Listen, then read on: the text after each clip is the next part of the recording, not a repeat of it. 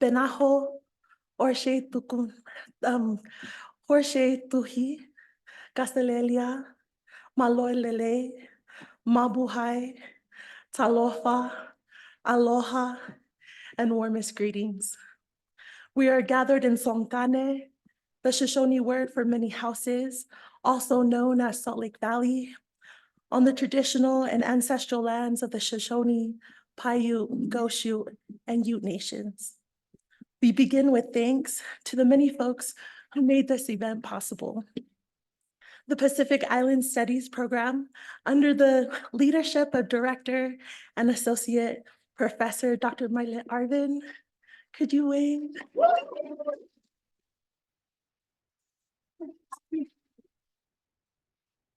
And with a special thanks to the Mellon Foundation, the University of Utah School of Social and Cultural Transformation, the Marriott Library, particularly Mike Bigler and Angela Wilkins, and also Savage Fish Poke, who is catering tonight.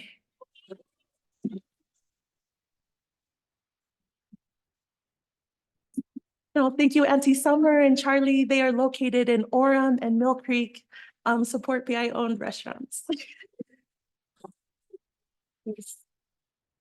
My name is Kēhaulani Vaughn. I'm the third daughter of Olono Falau and Melsina Ramon Falau, who migrated from Fasitonga and Pingalapanapin for a better education.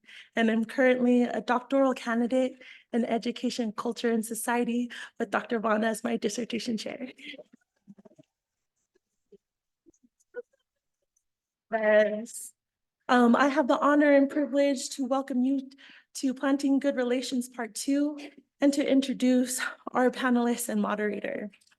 To give you background of the event, the Pacific Island Studies at the University of Utah is focused on Pacific scholarship, including those living away from their homelands. As Pacific Islanders living in Utah, for example, much of our academic and community engaged work centers on planting and cultivating good relations with other Indigenous people living in Songkane and recognizing local Native American knowledges about this place we live in. Grounded in our cultural ethics, because we hope to continuously learn from our epistemologies and ontologies on how we can cultivate good relations with other people and the land itself. So on behalf of Pacific Island Studies, we welcome you tonight and are honored to host our distinguished panelists. Oh.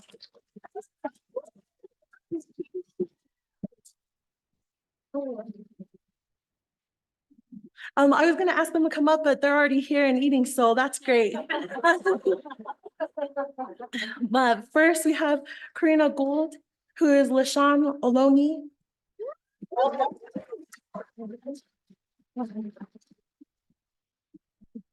She's the chair and spokesperson for the Confederated Villages of Lashawn. She was born and raised in the village of Huchun, also known as Oakland, California. A mother of 3 and grandmother of 4. Yes, to new life. Thank you. A grandmother of 5. Karina is the co-director for the Scorte Land Trust, a women-led organization within the urban setting of her ancestral territory of the Bay Area that works to return Indigenous land to Indigenous people. Yes, okay. Yes. And the co-founder and lead organizer for Indian People Organizing for Change, a small Native-run organization that works on Indigenous people's issues and sponsored annual Shell Mound Peace Walks from 2005 to 2009. These walks brought about education and awareness of the desecration of sacred sites in the greater Bay Area. Dr. Fuifui Lupe Niumetolu is a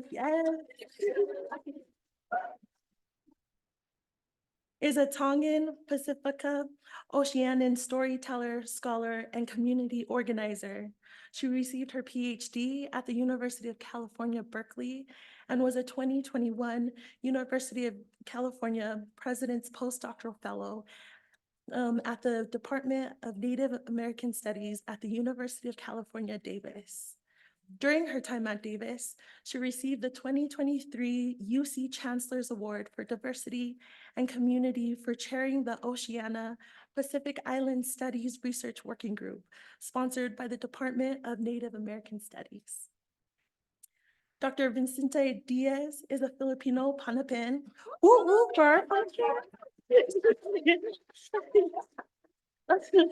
Scholar from Guåhan. Yes, he is the founder and director of the Native Canoe Program, hosted in the Department of American Indian Studies at the University of Minnesota. He is an interdisciplinary scholar, including history, anthropology, cultural studies, comparative, and global indigenous studies, who specializes in critical indigenous studies in North America and the Pacific Ocean region. Dr. Kēhaulani Vaughn is an assistant professor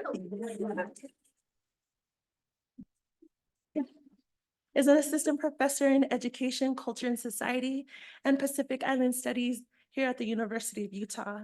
Her teaching and research interests include oceanic and indigenous feminisms, indigenous epistemology and education, and decolonial practices and pedagogies. As a community engaged scholar, she is involved in national and local community organizations and is a co-founder of Empowering Pacific Islander Communities, an organization that empowers Pacific Islanders through education, research, and advocacy. Please join me in welcoming our guest and our moderator.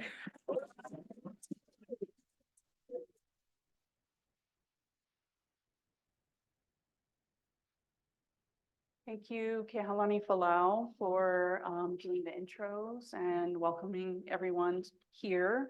I'm so honored tonight to not only host, but moderate this informal talk story conversation, as you can see. And I just want to start off by allowing each of you to introduce yourself a little bit more and talk about the work that you do. We'll start with Fui. Okay. You guys, maybe at this moment, I'll do this. It's important to always really pay respect to the elders. I know that I'm going to be there in a short while, but nevertheless, I'm not one yet. So perhaps I can do that. I can, we did have some. There you go. Malo taulawa, ikainga malo homome amai hepon.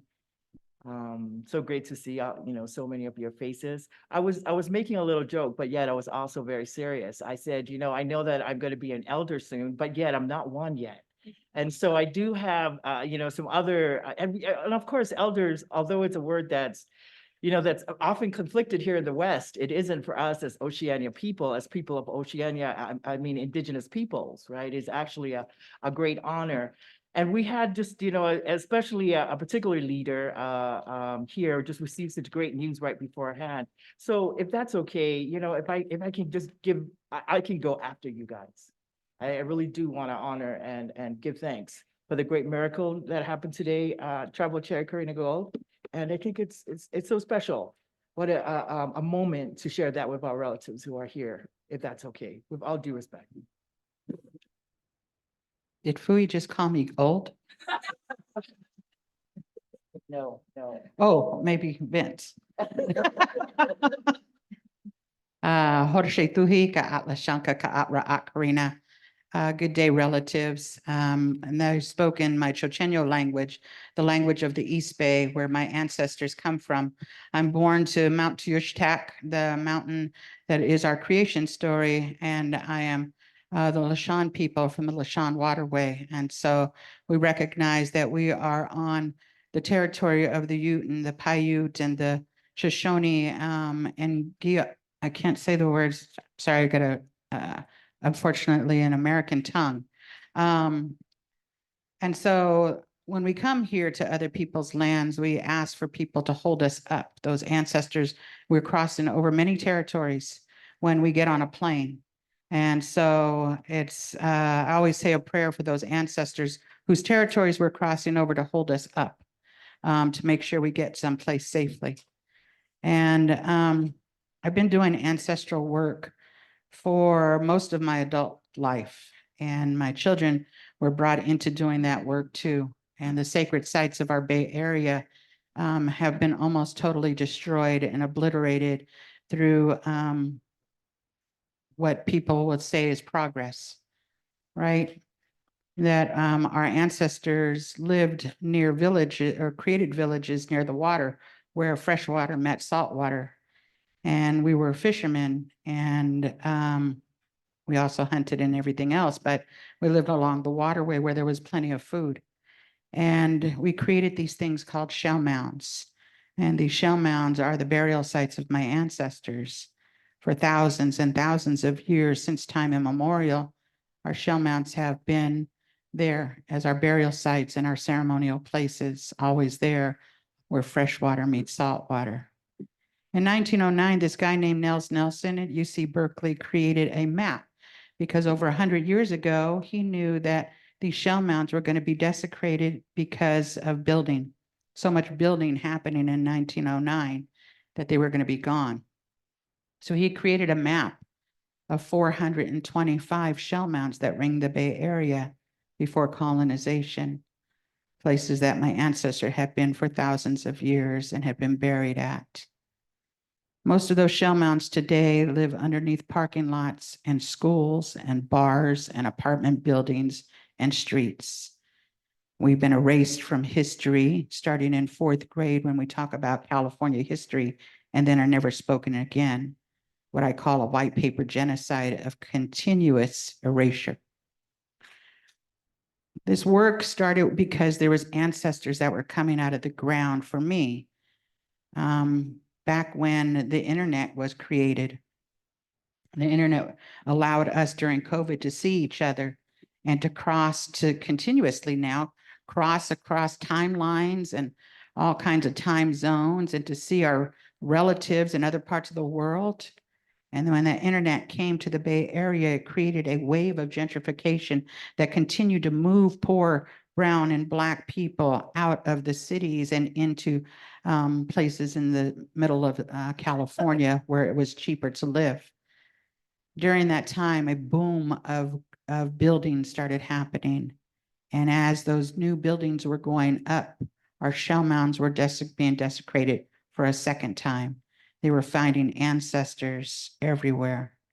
And we started doing work because no one knows about shell mounds, not even in the Bay Area. And only if you went to UC Berkeley or maybe some other schools around there would you know that shell mounds even existed and what they were. And so we started doing this education. And we walked 300 miles over a course of 4 years. We did that work of walking to these shell mounds and laying down prayers and asking our ancestors to remember us as we were remembering them. And this work eventually turned into what I'll get into later on. But today, I wanted to announce something that happened right before we got here. We were supposed to be here like around 5 o'clock, and I got pulled into a meeting. And we're at the very last thing. The West Berkeley shell mound, the oldest shell mound of all the 425 shell mounds, it's at 1900 4th Street. We have been fighting to preserve and protect it. The city of Berkeley landmarked it over 20 years ago. So they knew that it was an important place, but it was in the hands of private landowners. And that there was a family that squatted that land over 100 years ago, 150 years ago, for free. And they were able to make a fishing grotto there, and they were able to make a living there, and they were able to live good lives.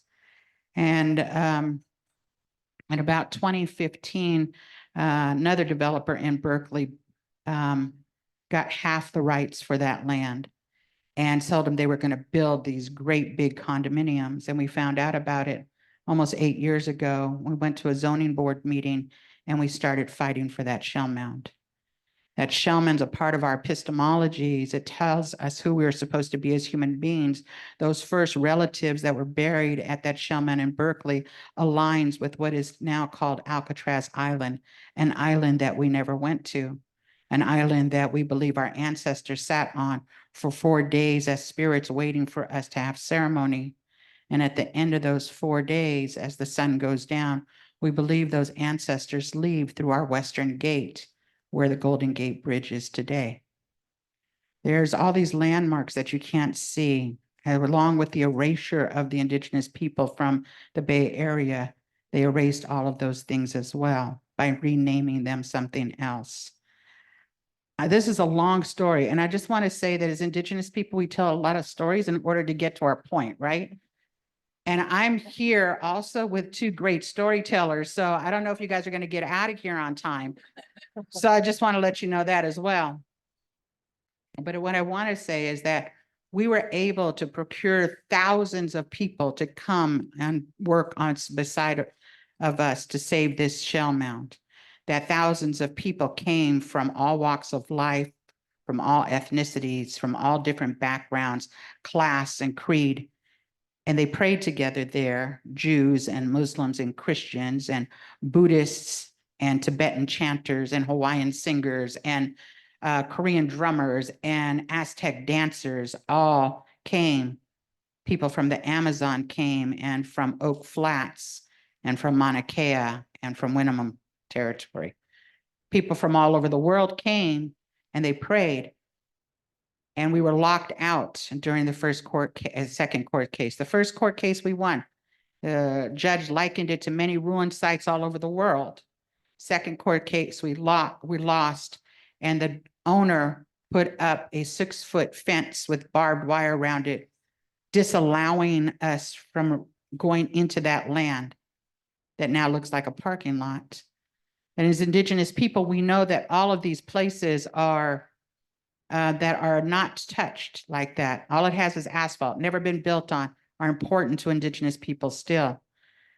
We ended up having to go to court to fight for this, intervened with on behalf of the city of Berkeley. And today we finally settled it. For $27 million, we bought back our sacred site. We won and the shell mound is free forever.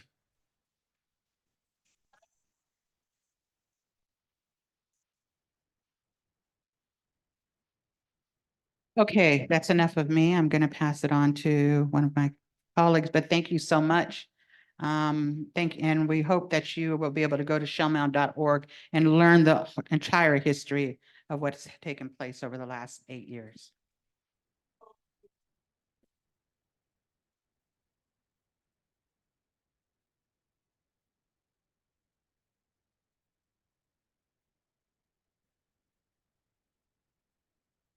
A kind of typical protocol from voyaging canoes across the Pacific would be translated into English like something like this. Hey, we're not here to fight. Put your spears away. Our canoe's broken. We're stopping here because we're hungry. That's actually the stereotype. When you center canoes in Pacific Island history, the first thing you learn is that traveling from someplace else is deeply, deeply connected with your claim to the specific place. But what that means is that when you go to another place, you will greet your relatives who are already there. And that goes for thousands of years before European contact. So this idea that natives come to a place and they're unknown is actually a relatively recent phenomenon. I have relatives and a lot of friends here in Salt Lake City. And so the greeting really is, hey, what's up again? Nice to see you again. I'm hungry. My canoe's broken. I have to stop off for a while to do something. So, but ang panay Pohnpeian kon kausan palkalo nan wenkichi, the language of Pohnpeian, my maternal island. I was born and raised on Guam, so half a day. Half a day.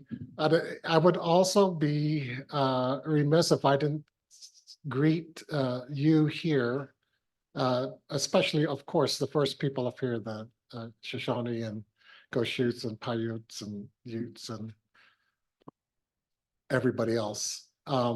With the greetings from where I call home at the moment, and that would be Dakota, Minnesota Makoche, how Mita Kiyape, my relatives, is what it means, or Buju, because in the north is Ojibwe country.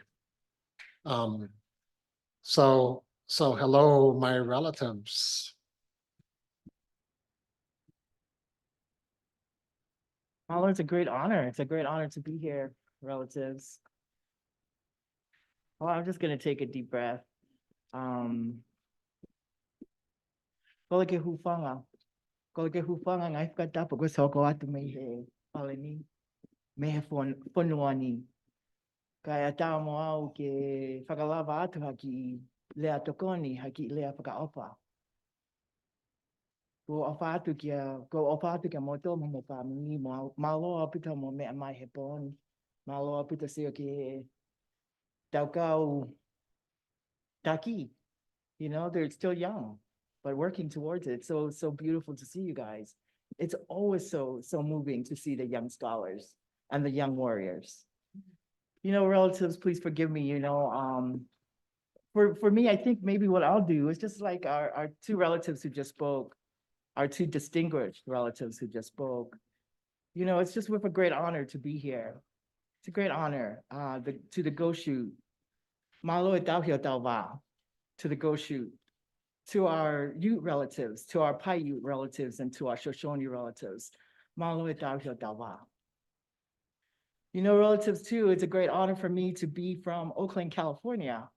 You know, for many of us, of course, and our relatives, our activists, our Black African-American relatives are so proud to say that Oakland too was a birthplace for the Black Panthers. Though, of course, folks dispute it. I'm just gonna say it's true. Anyhow, for this, so it's just a great honor, you know, and also, of course, our Lushan Ohlone tribal chair of that territory, of that body of water and land called Huichin, is the respected Karina Gold, who's here. Also, you know, for me, relatives, it's just with a great honor. Pemo loto kakatoki lao. Pemo loto maafana he boni. Kia tuheni ai whakamalo maalunga. You know, relatives, I have these little sisters who helped me through my university experience. You know, I really remember the words that my sister, Lisa Tiny Gray Garcia of Poor Magazine always uses when she talks about this institution. She always says, my relatives, let us always call it what it is. It is AKK academia, and it's nothing less for our people. So my experiences in academia, relatives, is I was at Brigham Young University for my 5th year. And then, of course, I received the letter that said, you have to be excused from our school. You have to leave. So please imagine this with me if you can. I'm the oldest daughter in a Tongan family. My family moved to Utah through a migration through the Mormon church, right? And so I'm the oldest daughter. So I was asked to leave Brigham Young University. I say this story too, because this is part of my research. And of course it had a lot of shame, right?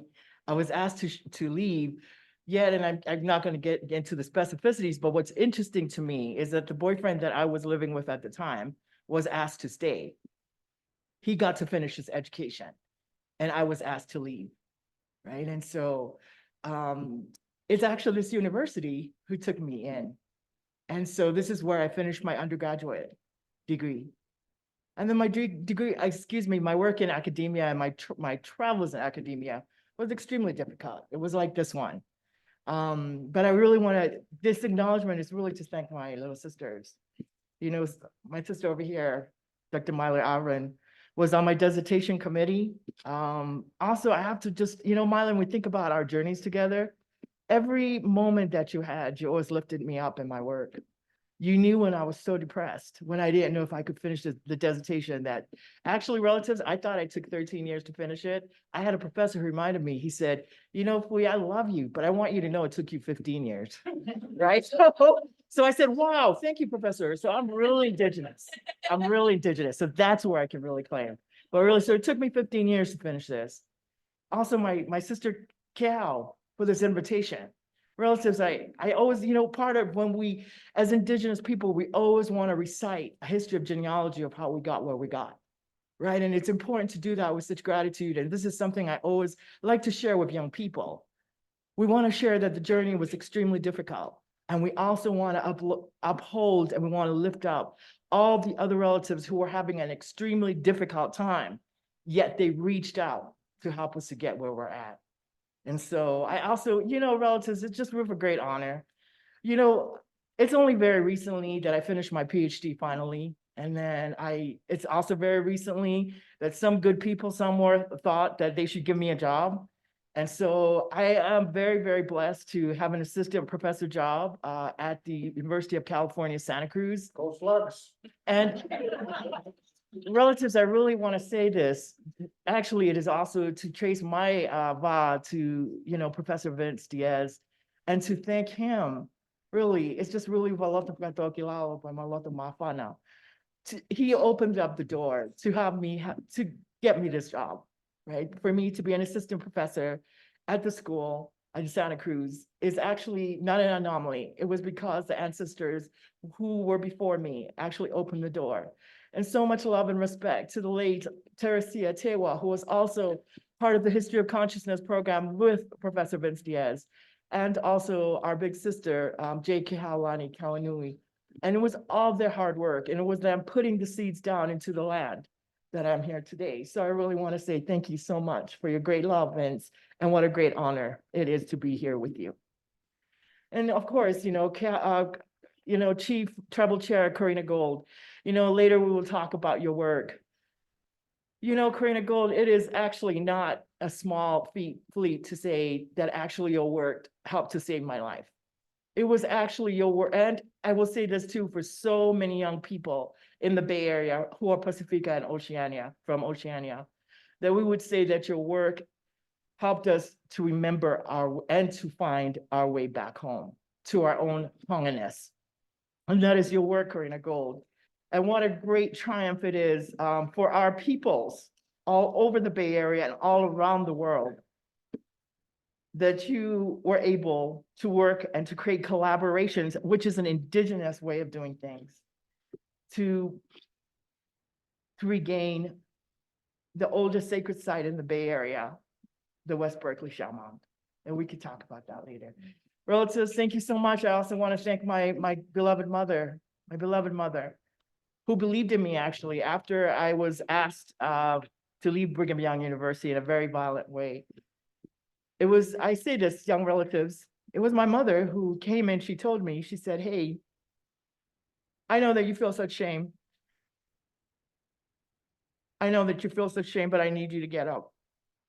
I need you to get up. And she brought my transcripts for Brigham Young University and brought them to the University of Utah so that I could actually take courses again. And one of the courses that I took was a Black feminist course. Otter Lord, our sister Bell Hooks, Barbara Christian. This is the work I read after I got kicked out of Brigham Young University. Also, they introduced me to the autobiography of Malcolm X. And this work saved my life. And this is why I'm alive today. So thank you so much, Mom. I know that we had so much white supremacy in our lives. We also lived with poverty. And we're also so proud of that. We're so proud of that. And also we had a lot of heteropatriarchy in our lives, and it's still, and yet you were there and you set an example. And so also to my little sister, Vaimwana, sending so much love, and relative to every single one of you that are here. Thank you so much, Mom. And to every single one of you who are here, thank you so much. I want to acknowledge your ancestors that have brought you to this place, and I'm really looking forward to the Talanoa Apatu.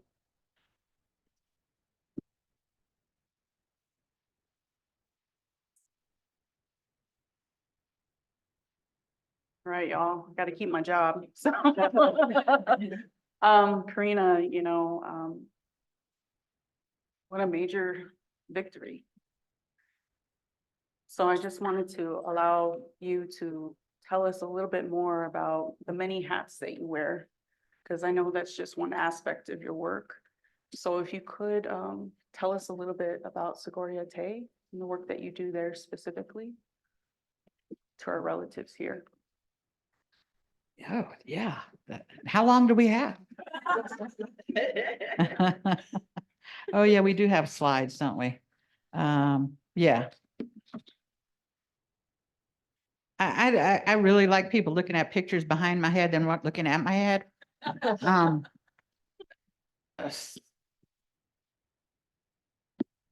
We can go to yeah, that one.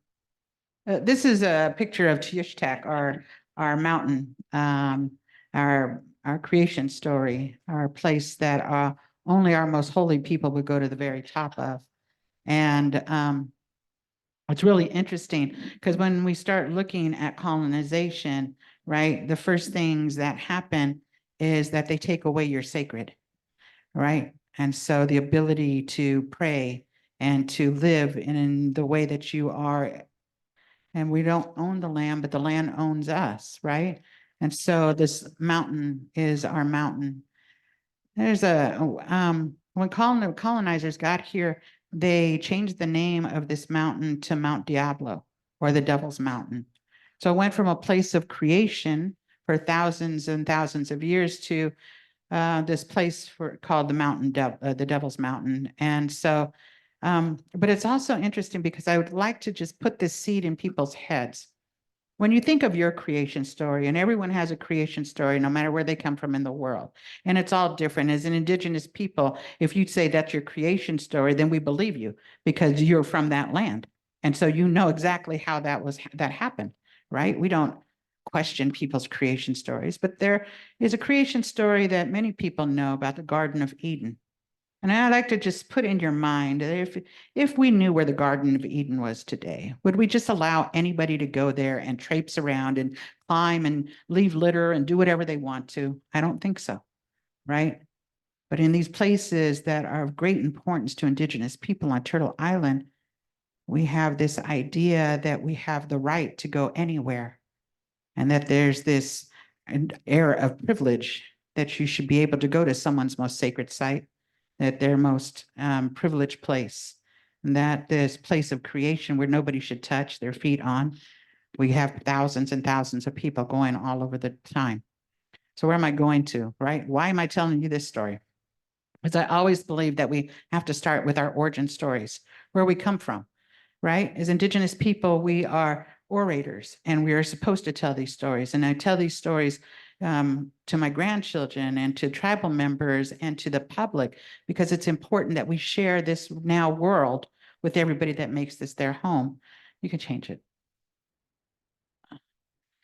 So we're going to begin with water, because I'm sitting here on this beautiful panel with my relatives whose waters we share as California Native people are the Pacific, the great grandmother, the ocean. Her body touches the lands of my people, the same as it touches the Pacific Island people's lands. We never didn't know our relatives, like Vince said to us. We always knew, and we have stories that talk about the Rainbow Bridge, of our Pacific relatives coming across that bridge and visiting us, and us sharing food and stories and song, and that bridge never ended. Our Pomo relatives up in Northern California, many of them are related or married into Hawaiian families, because I believe of that bridge. But also Hawaiian people came during Gold Rush and made their livelihood there in Northern California, and they married into the tribal people there. And so there's always this connection. There are people that run all around Hawaii in prayer from Northern California today, that it's a part of those stories and journeys, right?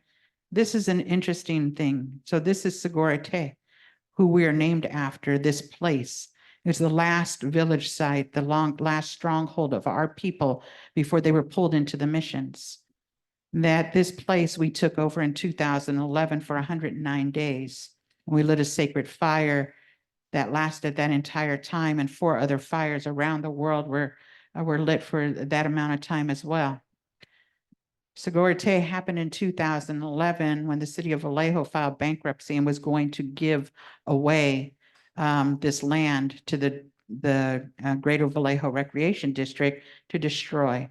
We put out a call and hundreds of people showed up. We had teepees there and we had tents there, and we were surrounded by the Coast Guard and FBI and Homeland Security and the police as they were wondering why these indigenous people were taking over land. And of course, it was going to be violent, but it never was. We took it over in a prayerful way and asked those ancestors to protect us as we were protecting them. And on day 99, a federally recognized tribe, because I'm not federally recognized, the United States government erased us, but 2 federally recognized tribes stepped in and created the first cultural easement between a city, a park district, and 2 tribes, allowing for that land to be saved and protected forever. We built our first Tule boat canoe, as we're water people as well. And that's my daughters and some of my grandchildren on the water of Segura Te. That's where we put our first boat in 250 years in those waterways. It's important to tell these stories because we need to know this is where Segura Te Land Trust came from, because hundreds of people came and they lived together. People that didn't know each other figured out how to find their niche. Nobody was given a job, but they figured out when they came on the land where they fit in best. Some people woke up really early in the morning and they made coffee or made breakfast for people. Some people were good at cutting wood and they kept that fire going. Some people were good at other things. Whatever it was, they figured it out, and we lived as a community. After 4.5 months, after the victory of saving that place, after we let the fire go down, we went home. But home to what? We didn't wake up and pray with each other, our neighbors. We didn't know who they were really. We closed our doors to the world and didn't have community in that way. We didn't eat together. We didn't stand up for anything together. And so we went into this, at least I did, went into this whole idea of what does it mean to be a human being if there's no community, if there's nothing to stand together for, if you're not praying and eating together. And so Janella and I decided that we needed to figure out how to do that, along with saving shell mounds, along with stopping ancestors from being removed from the ground. How do we recreate a space so that people could learn to be human beings again? How do we come back to that? And so Segura Te Land Trust was created. It's the first urban indigenous women-led land trust in the country, and it's important. The importance of that is when Janella and I started talking about why a women-led land trust. It's an urban area because, my traditional territory is all urbanized practically. But why was it important for women, right? Indigenous women. So it's not just a Lashan tribal, but it's indigenous women from many different places that make up Segura Te. And it was because we began to talk about what does it look like for the last 1,000 years of men holding land. How does that correlate to what happened during colonization with women, about taking the sacred first, about taking women's ability to be leaders, to wiping out matriarchy altogether, to taking also at the same time our men's sacred responsibilities. And what were they supposed to do if they were now the speakers of people that they were never speakers for? So what kind of burden and trauma did that put on our indigenous people, who were women right now, are still facing that today, are still facing those colonization and taking away the sacred. Today, they're still making laws about our bodies. They are saying what they can do with our bodies without our permission. Still today, those things are being replicated. That violence on women and women's bodies is still happening today. So what is our responsibilities as mothers and grandmothers, as indigenous women, but to remember what our sacred duties are, to remember those songs for the plants and for the waterways, to remember and to also share that, not only with our children, but with everyone that now lives in our territory, to live in a reciprocal way to the lands and waters that you now call home. Segorte started out, it's a land trust, because as Indigenous people, we owned no land. Alameda County is one of our tribal territories, 425 square miles. Ohlone people owned nothing. We had no place to pray. We had no place to gather foods or our traditional ways. We had no access to our own place. We had become homeless in our own homelands. And if those 9,000 ancestors that are just at UC Berkeley and the hundreds and thousands of ancestral artifacts are still there, if we were praying for them to come home, where were we going to bring them home to if we had no land?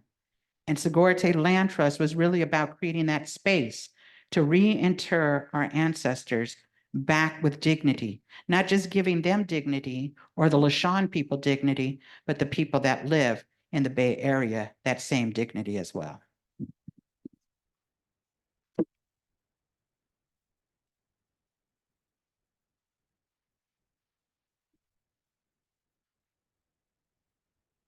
Vincent Fui, I wanted to give you an opportunity to talk about some of the trans-indigenous or indigenous collaborative work that you all took part in or do.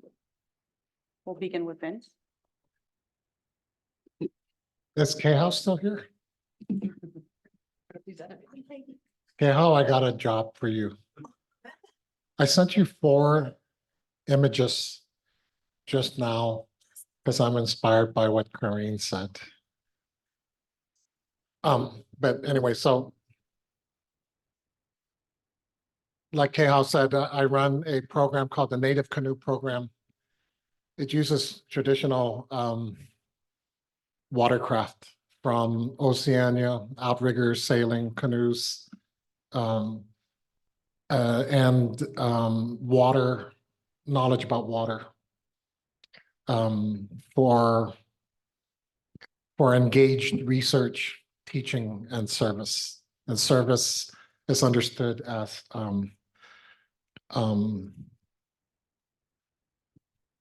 making relatives. If you can show the first one, that first one.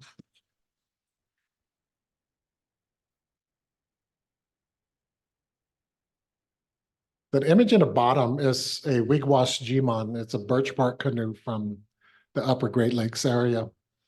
This style is called a voyageur because European explorers and traders used it for trading, fur trading.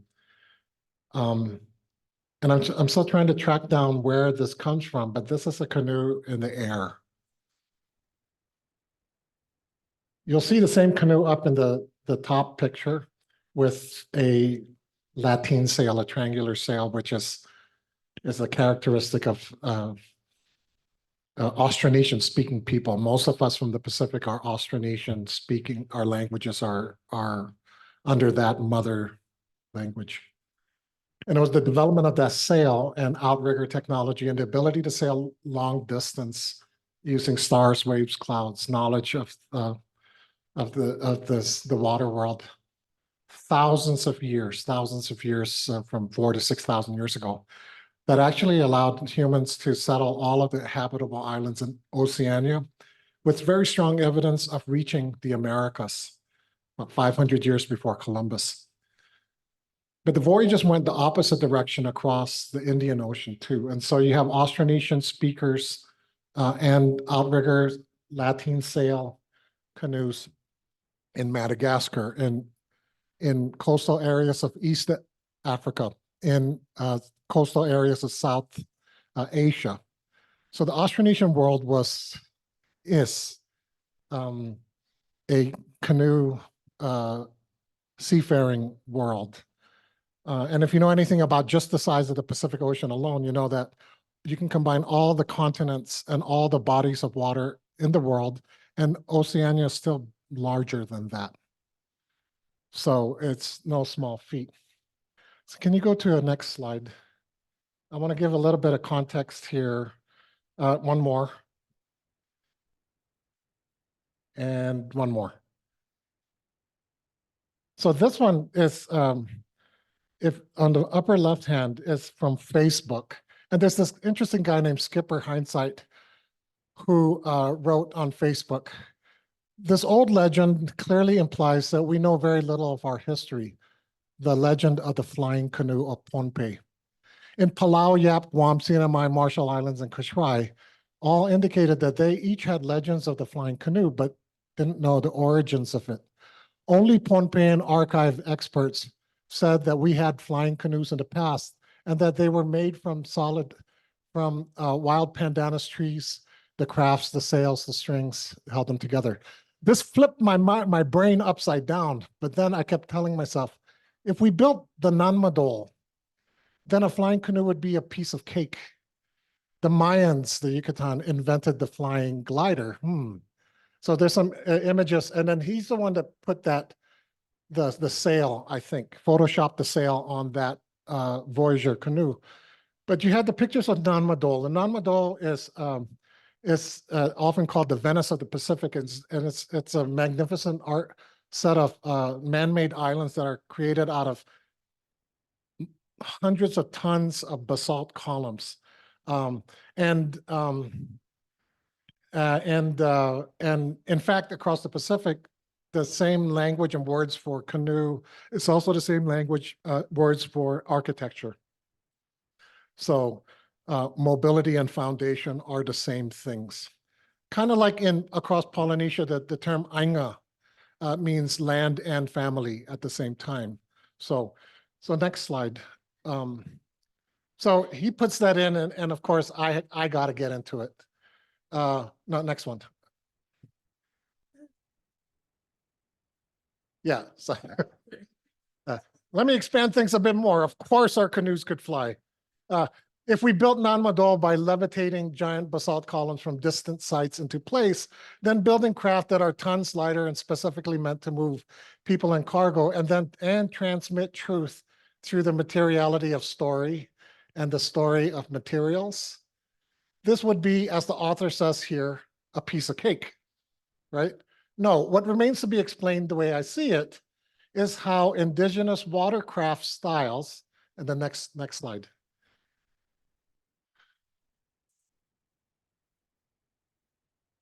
No, what remains to be explained is the way I see it is how indigenous watercraft styles and craftwork of fluidic indigenous narratives from the Americas actually figure into those of Micronesian islanders in the Western Pacific.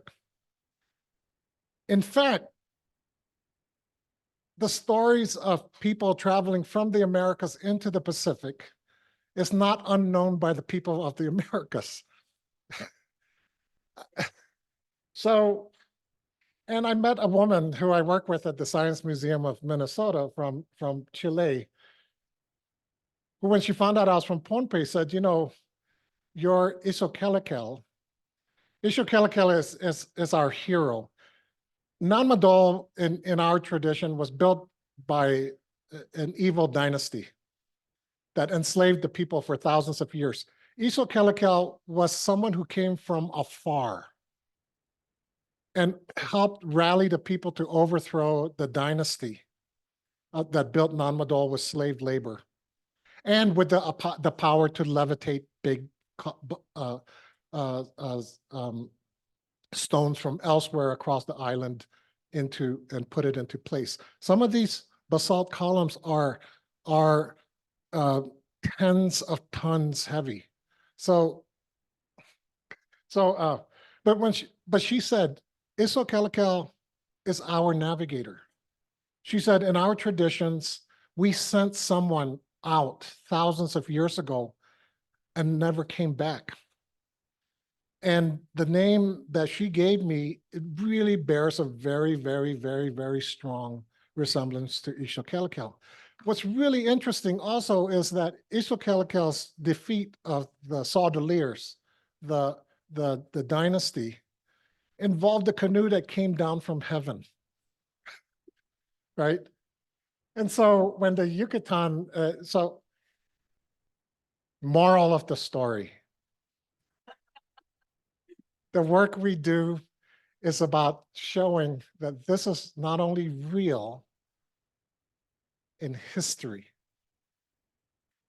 that our stories are also real materially, substantively, right? And the goal is to reconnect the relations that we had thousands of years before European colonialism. We're doing that in many different ways. Connecting Micronesians with Dakota people around building. We built a 20-foot outrigger sailing canoe from Micronesia side by side with Dakota to carve out their wata, their dugouts. We're going to start building a birch bark canoe. So native to natives working together around cultural revitalization, which cultural revitalization is a very political act, especially when the cultural materials can undermine the so-called foundation of Western knowledge about us.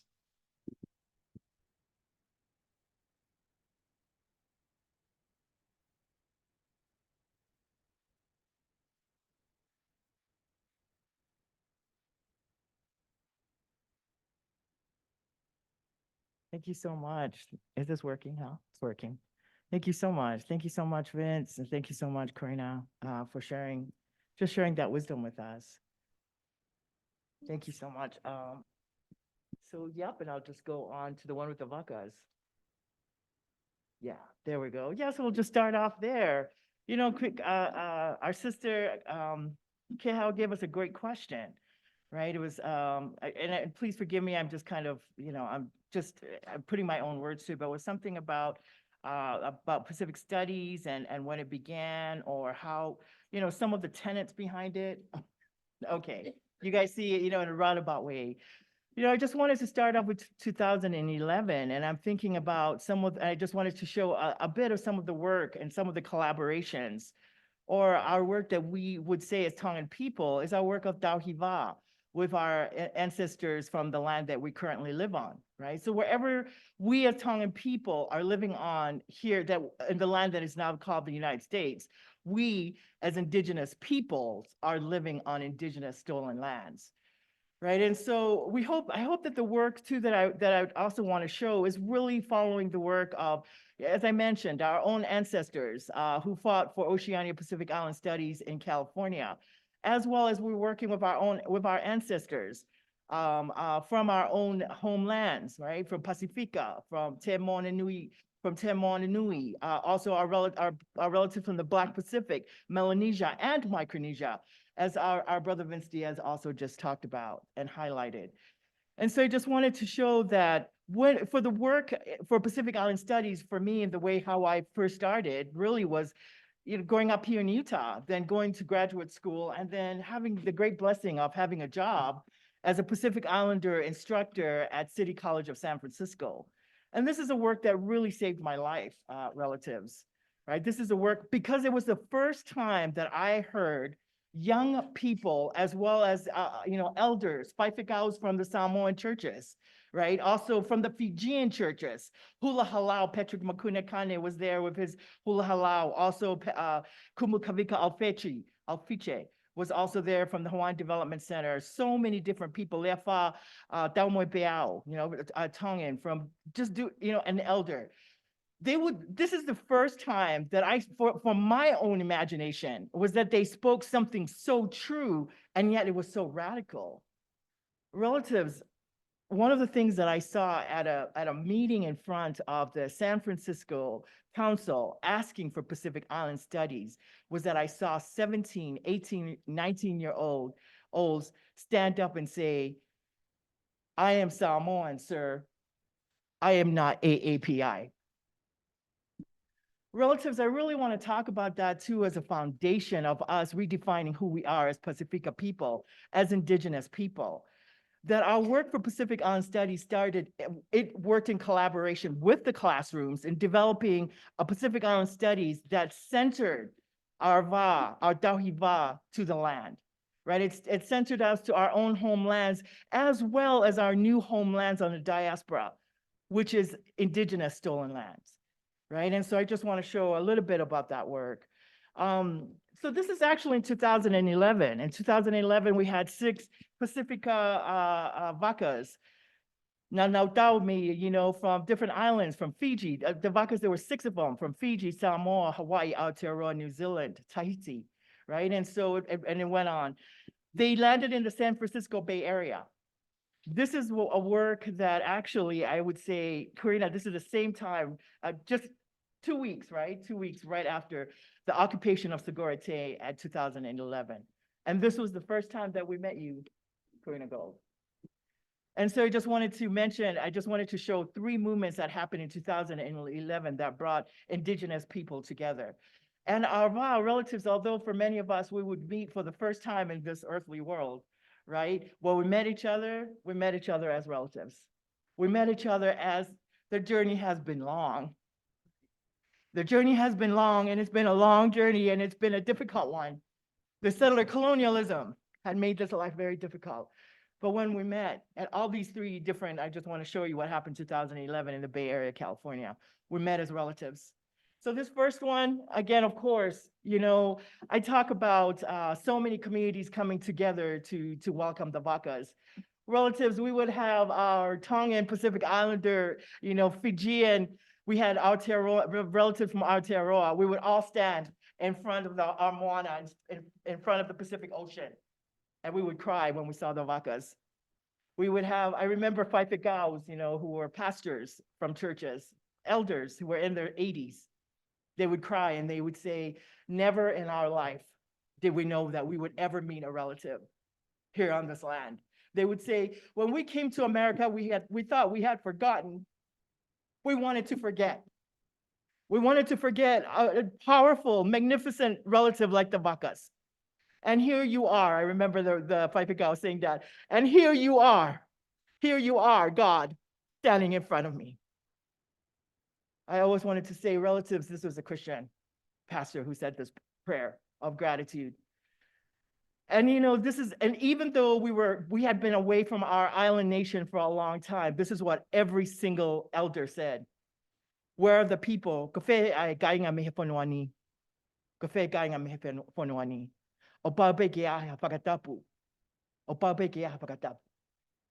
Where are the people from this, where are the original people from this land? Because we have to do this right. We have to honor the sacred. No matter how long we have been away from our homes, it is our Pacifica culture, what they now call in the West as a land acknowledgement. This is for us, what we call Tauhiva. And relatives, it took us a little minute. We were startled by his question. We were startled by what he asked us. He said, Omaye, and I'm speaking in Tongan because we also had some Tongan people there. He said, Mo kumye e kainga mehe ponoani. Go and look for the First Nations people from this land. And of course, this is also how Karina and her people came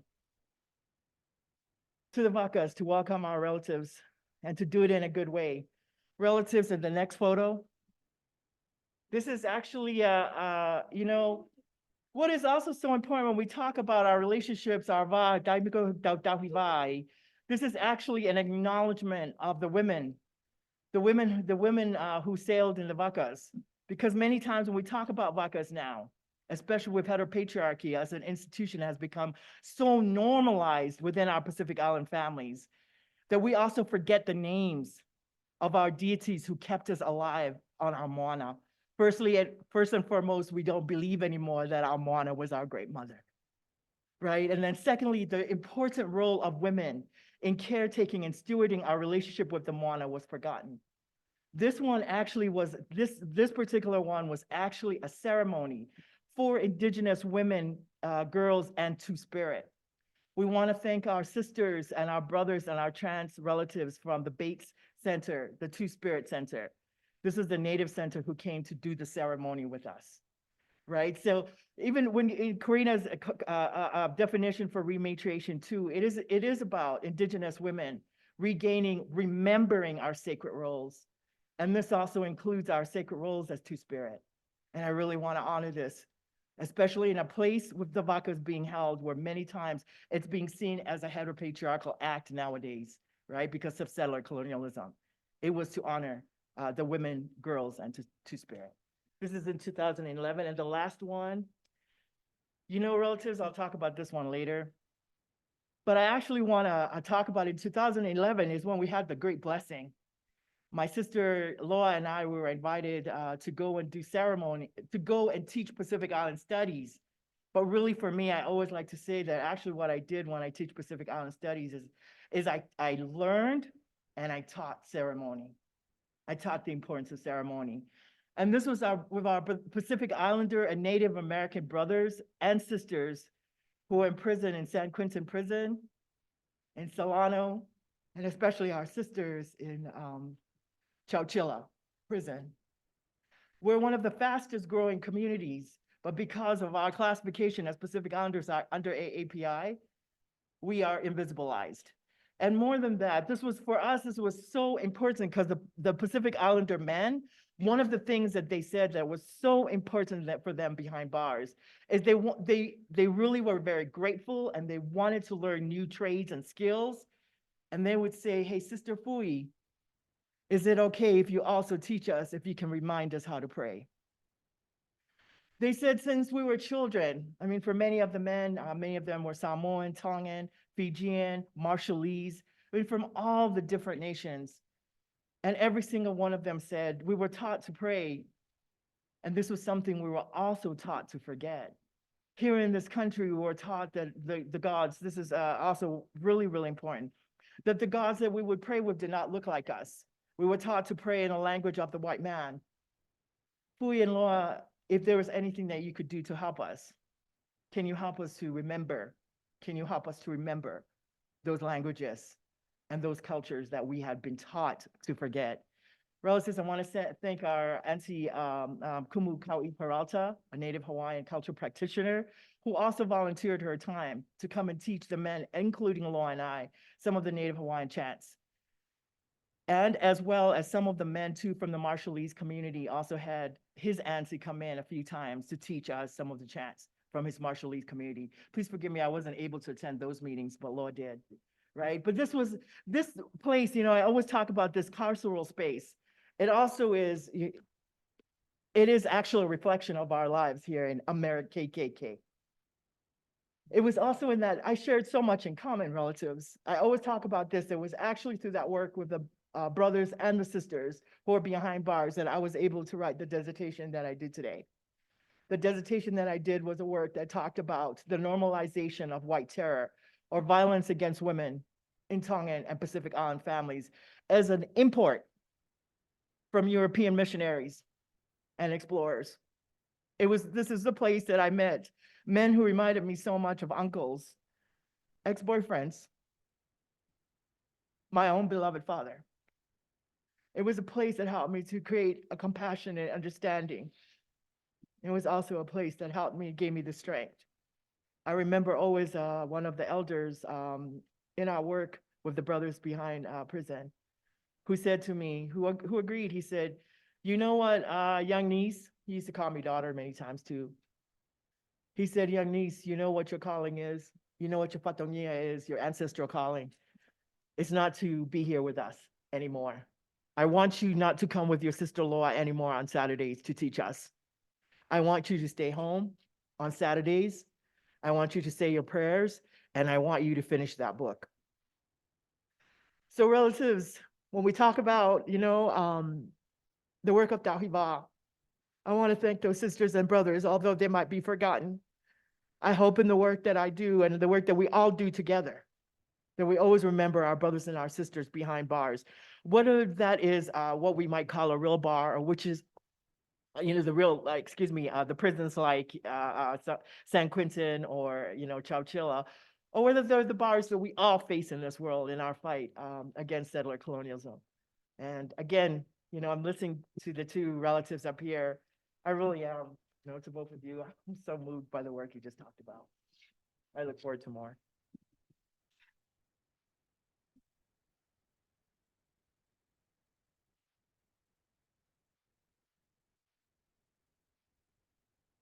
Okay, I think we can just ask y'all for like last remarks, and then we can open it up for some Q&A.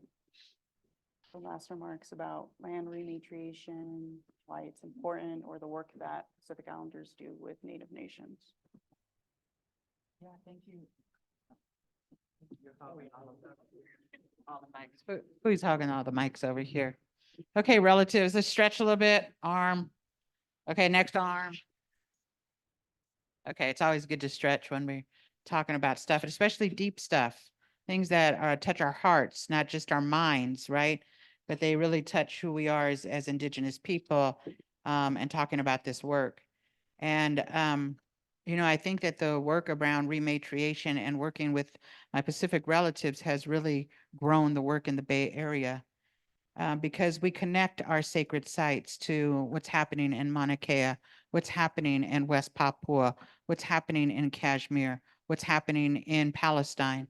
Those places that are connected, we're connected to each other, and that we don't forget those when we're talking about rematriation. But rematriation is really about Indigenous women's work, about the remembering of who we are as Indigenous people, that's connecting us back to land. It's connecting us back to each other. And I think that, and Fui can help me with this, but we were in conversation about with the blessed Dr. Mona Jackson, right? From Aotearoa. And, as we were talking about it, it really made sense about what we were talking about rematriation and the work that he had done and what he had said before he died, right? Before he died, he asked for a few things. And it was really about remembering who we were as Indigenous people. It was like he didn't want the English language at his funeral. He wanted it all spoken in Maori. He wanted women to be remembered and to take their rightful place in the marae. And he didn't want a Christian God. Those were the three things he asked for in his, and it's when we look at that, when we look about what it is that he said, it was really about rematriation, remembering who we are and taking it back to those sacred places, remembering that our leaders are women and that they will bring everybody in. And I always want to say we are, and I still have a mask on, but we're far apart, so I don't have one on right this second. But during COVID, at the height of COVID, if you look at the leadership around the world and who was in charge, when women were in charge of countries, of places, they looked at the entirety, the whole, how everyone was going to be okay. When we looked at other countries, including this one, when we had dump truck as the president, he didn't care about the individuals. He didn't care about the people as a whole. He didn't care about us to know what was right to keep us safe. That was true among other places. I really look at what our world gave us through COVID. And when I say that, it's like not just that we survived and we should still be in mourning for all those we lost, but that the world gave us an opportunity to see how human beings have stepped away from the sacred circle of life. That when we sat down, we all got a massive sit time, that the air began to clear itself, that the earth began to heal herself, that the waterways became clearer, that dolphins and whales came back to places they hadn't been in generations, that the coyotes began to walk through San Francisco, that we remembered, if we would have remembered where our place was in sacred relationship to all beings that are on this earth, that maybe we could get ourselves out of this climate disaster that we're all facing as human beings.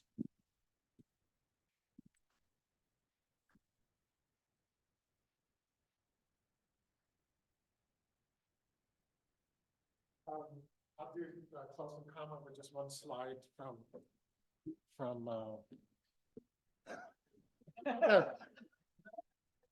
put my niece to work here. I wanted to show a quote from one of the most important figures in Pacific studies, Epeli Hau'ofa. And many people are familiar with the slideshow, but then I'll go. I'll find it. Many people are familiar with an essay he wrote called Our Sea of Islands that called for looking at the Pacific as a connector rather than But there's another essay that hasn't really been taken up. And both essays appear in these two anthologies. How can I just go this way? It's called, I think it's called, I forgot the title of the essay. Past to Remember, I think it's called.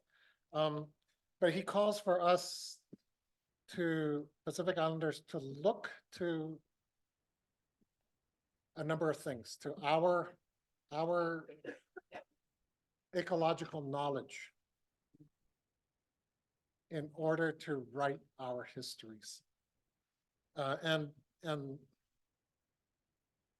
this quote has long been a kind of mantra for me. It's what is at stake in Pacific studies. It's why I do the canoe stuff. To remove a people from their ancestral natural surroundings, or vice versa. To remove the natural surroundings from the people, or to destroy their lands with mining, deforestation, bombing, large-scale industrial and urban developments and the like, is to sever them not only from their traditional sources of livelihood, but also, and much more importantly, from their ancestry, their history, their identity, from their ultimate claim for the legitimacy of their existence. This article connects who we are with the ecology, with our lands, waters, and skies. In that essay, he gives examples of indigenous conceptions of time. And he gives a definition of technology, which, although it's not a new definition, technology is how human society mediates nature. But in showing and emphasizing that who we are is not disconnected with our lands, waters, and skies, right? The definition of technology that comes out of that is what makes us, is what calls our attention to stories as a technology, to canoes, to dance and chant, to tattoos, to all the different things that are involved in cultural revitalization, which is about reconnecting self to land, water, and sky.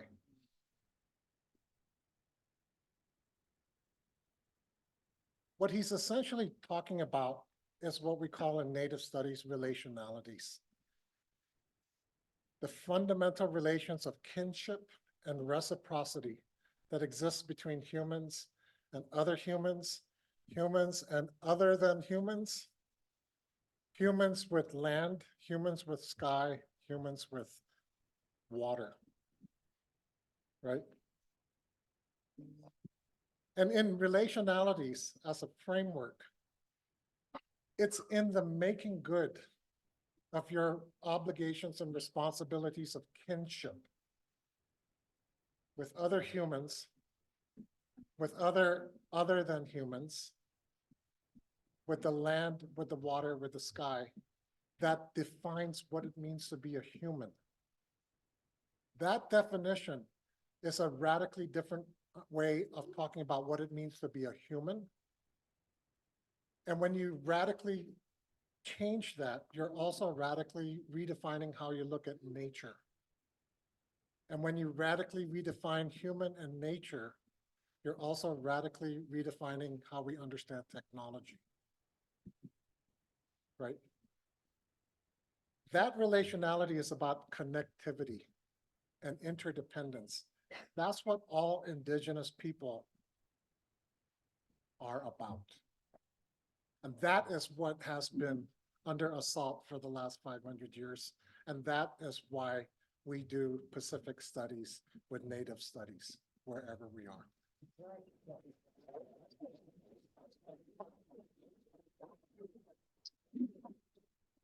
Thanks so much, Vince. Can I just ask for the last slides? Is that okay, Kēhaulani? Just the last slide. You're doing such a great job. You guys, I think I'm gonna do what Vincent just did, stand up. Since we're coming to an end, I'll give it a new energy. You're so good. Thank you so much. You will go into the next one. Yeah, about this one right here. And I'll just do it, Yeah, we got it. Thank you so much. You know, relatives, I just wanted to add, some of I wanted to add some of the optimistic work that's happening, right? Work that's happening on the ground. This was actually from a climate justice march in Oakland, California, and the land that's, now that's called Oakland, on the body of lands called Huchen. And this is actually our Marshallese relatives marching, beginning this march, walking with our indigenous relatives. I want to talk about how, very, very briefly about the organizing from this. This was actually done with so many young people coming together. What can I say? One of the most moving about this particular image is you can see we're not drowning, we are fighting for our mokopuna. It was we're not drowning, we're fighting. That's the global Pacifica, cry against climate justice. For climate justice and climate change within the Pacific. And so you see we see all the Marshallese young people here. And actually, this was also moving on that day of. Our indigenous relative from this land, this was also the Idle No More women's collective from San Francisco. Relatives, I want to say this really quickly. This was our invitation to climate change, to be part of this movement, which is our countries, by the way, our island homelands are the victims of climate change all over the world. We were never asked. Interestingly, I want to put this out. This is why when we fight for our self-determination, we're also fighting for ourselves to be renamed, not in the colonial classification that actually creates a disconnection between our Pacifica communities and the land, is that we refuse, using our sister Miley Arvin's term as well. We refuse, right? We refuse the classification of us as AAPI. We're indigenous people, and our self-determination is our connection to our whanua. Our whanua, as many of you know, for us is Tongan. Please forgive me for the Tongan-centric of this talk. But for us, it's our great mother, our great mother, the earth, right? Our great mother, the earth, is our whanua. When you're a young child as a Tongan child, you probably remember this very well, Mom, right? But when you're born, your umbilical cord is also called the whanua, right? So this is the significance of whanua for who we are as Tongan people, is that our whanua, when we're born, is taken by elders and relatives and reburied back into the body of our great mother, the whanua. Right? So what happens then, relatives, at that particular moment, at that moment of ceremony, is that this is a moment of designation. This is a moment of clarity too, that for this young baby, this young child, your role is to grow up and be the steward, the caretaker, the tauhi of that whanua. Right? When Vince talked about our role as Pacific people, I also bring up our great father, Epeli Hau'ofa, also said something so important, and I bring that up in collaboration with you, Vince, that he also he told us what our whatongia is, young scholars, young warriors, and even for those of us who might not be so young, right? He said, relatives, let us remember that our role too, as a people, as the children, right, of the great Moana, our role is to be the stewards, is to be the custodians. So I think about that, especially in academia, when we get dazzled, The West throws all sorts of sparklies in front of our eyes. That we're taught also that this is a moment where you can be a superstar by disconnecting yourself from your communities, where you can be big and make all sorts of money and your names will be known in the Western books. If you disconnect yourself from your whanua, if you forget the names of your mana, if you no longer walk with your people, if you do not stand up for the people of Palestine and the land that is called Palestine, that we do the easy way out, that we keep following settler colonialism. Relatives, I'm going to show you some photographs of some young people from Te Moananui who say no. This one is one of them. Karina, you were there. Your people have to lead this. We'll do the second one. Kataki e, going to go for Puerto Rico, get lawyer. Hang out, aki computer. We'll go to, yeah, that one. See another picture over there with our young relatives. We're not drowning. This was the first time, again, I think I tried to tell that story, but I went awry a little. This is the first time that the Marshallese people said that they've ever been asked to come be part of something that this nation did. This is the first time. For so many families and communities, they said, wow, we're so proud to be here. We're so proud to stand with the Lishan-Ohlone tribe. This is one of them. And we'll just keep going. Also, I want to say, you know, relatives, we see some of our Tongan relatives there. They're actually from an Oakland Mormon Tongan stake, right? They had about 30 young people who came. This last photographs, yep, we'll leave it right there. This last one I'll just share it is in 2019. This is actually on Karina's sacred site, the West Berkeley Shell Mound, the oldest sacred site in the Bay Area. This is at the end of maybe a 4 or 5 hour ceremony, huh, Karina? In 2019, right before COVID, and we were, you know, all had to stay at home and all of that fun stuff. But this one was taken in 2019 after the very long ceremony. I really am so proud to say that this ceremony was actually organized by so many young people, right, from the community colleges, as well as the universities, UC Berkeley and Stanford. They're one of the biggest organizers. We all came together to create this with Indigenous peoples.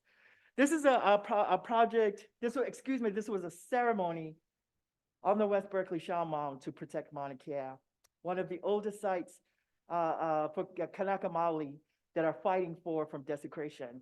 And it was so important for those of us in California because our University of California actually puts millions of dollars to the desecration of the sacred. So in this one again, relatives, I just want to say for the young people, many of them queer, trans, who came together to say, hey, you know, Auntie, this is the first time I felt like I belonged. As long as, you know, of course, many of them were young, you know, they're like, I'm so old, you know, they're 18, right? And they're 18 or 19. They said, Auntie, this is the first time I really felt like I belonged in this country, right? And I really want to bring this up as a theme for our brothers and sisters who are also, you know, in the prisons here in the US.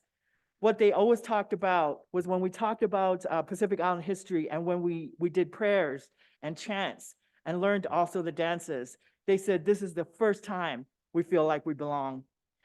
With these young people, the first time that we felt like we belong was to stand up, was to show our solidarity with Palestine, was to show our solidarity with West Papua, one of the largest genocides that's currently happening right now, by the way. The same people that are colonizing, the same people that are mining in West Papua, which has one of the largest gold mines in the world, the Freeport. That's the same people that are also desecrating the sacred here in California, as well as our brothers and sisters in Oak Flats. And so, and just lastly, again, Karina, you've heard this many times. You've heard our people come and thank you and other Indigenous people for saying, thank you so much for reconnecting our Va with the land. Thank you so much for saving our lives. And thank you so much for remembering us and bringing us back to ceremony. Thank you so much, everyone.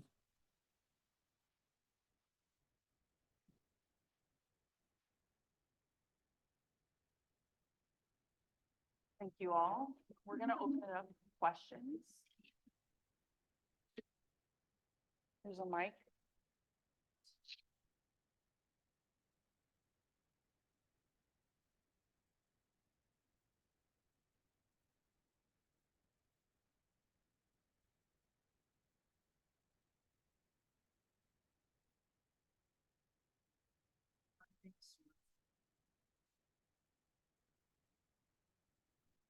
$27 million.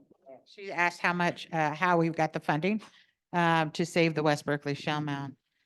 So part of what Segorte does is we ask people that live, work, or play in our territory to pay something called shumi. And shumi in our language means a gift. And it allows us to do rematriation work. And so it's an honorary tax. We're a nonprofit organization. You can go on our website and it asks you questions like, do you own your house? Do you rent your house? How many bedrooms? And then it'll give you a suggested donation for the, and so people all over the Bay Area have been doing that work for the last few years and has really allowed Segurite to have the ability to work without having to deal with foundations and grant requirements and all of those kinds of things. And so we've shared that out with many other organizations across Turtle Island that want to do similar work. And so that's something that we freely believe that people should do. And so we do that work. There was a foundation, and there's a lot of foundations that are doing this, that are spin down foundations. And so there was a foundation that was created in Oakland about 6 years ago, I think, called the Kēhaulani Foundation. And Kēhaulani, one of the family members, created this spend down foundation where she wanted to spend out $100 million in 10 years. And I met her by chance at an event, and she heard the story about West Berkeley Shell Mound, and we set up a meeting with her foundation, and we told the story. And she said, well, we're going to give you guys $5 million. And we were like, that's amazing. And thank you so much. Biggest grants I've ever gotten, and any I've ever heard of anybody getting. And then, but we knew we were going to need about $20 million for the grant, to purchase. We thought 20 million. This is crazy. 2.2 acres of land, right? $20 million. I don't know what that would buy in Utah, but this is like astronomically crazy, right? Yeah. And so they said they would give us a loan. So we went looking all over the place for someone to take the loan for us, trying to figure out so that the owner, who was really evil, wouldn't find out we were trying to get the money to purchase it. And so we got Indian Collective to say yes, that they would do it. So we went back to them and said, we found somebody, I went through this whole thing. And then she said, we decided we're going to give you all of it. And then she gave us the $20 million, and we've held it until we were able to get there. But then we went through court cases. And then this last week, they wanted to settle outside of court the rest of the damage, what they call damages. I don't know how they're damaged, but they got that land for free, if you remember. So we were told we had to raise $5 million in a week. This was last week. Last week, Monday, we put out a post saying that we had gotten $20 million. On Tuesday morning, my lawyer said you have to raise 5 more by Friday. And I was like, okay, how do you raise $5 million in a short amount of time? And so we gave it up to the ancestors and said, let's figure this out. They've taken us on this journey, all of us, not just me, all of those people you saw in the photo, all thousands of other people that have been involved. We're involved in this idea, and we put out a call for prayer. And we got a hold of some of our allies that had given us smaller foundation grants and asked them if they could create a miracle with us. And I think the first one we got was $250,000. Not much when you're looking at $5 million, right? I mean, not much. I mean, that's crazy. I've never seen that kind of money before. But anyway, we called this organization called the 11th Hour Foundation, and they lived up to their name. And they gave us $2.1 million, no, $2.9 million. So we're still short, right? I was like, so this is Wednesday. And so we put out a call to all of our friends. We have friends that are part of a young group, young people that have wealth and privilege. And so we put out a call to them, and we weren't getting anything. But then one of the young people, who happens to be the brother of the woman that started the Kēhaulani Foundation, found out that the 11th Hour gave us the money and then put in the rest.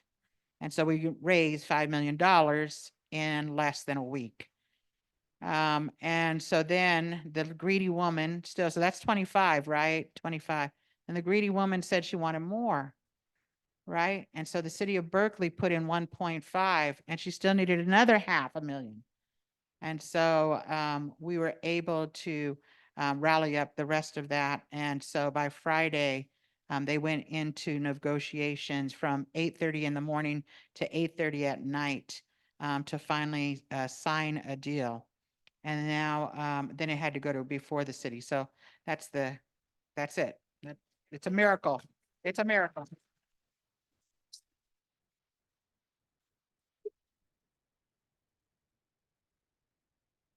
We have time maybe for one more question.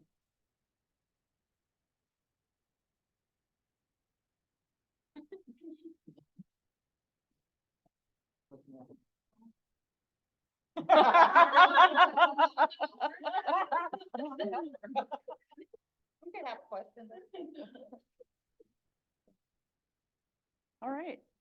Well, let's give our distinguished panelists a round of applause.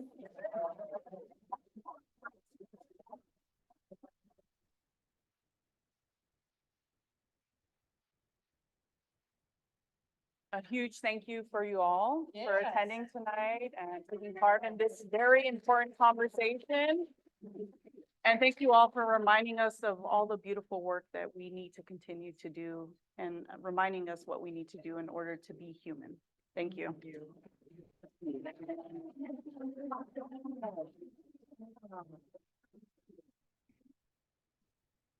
Beautiful. I love this. This is amazing. Oh my gosh. Oh, really? Oh, wow. You guys are taking photos? Molly, come on out. Denny? There's more.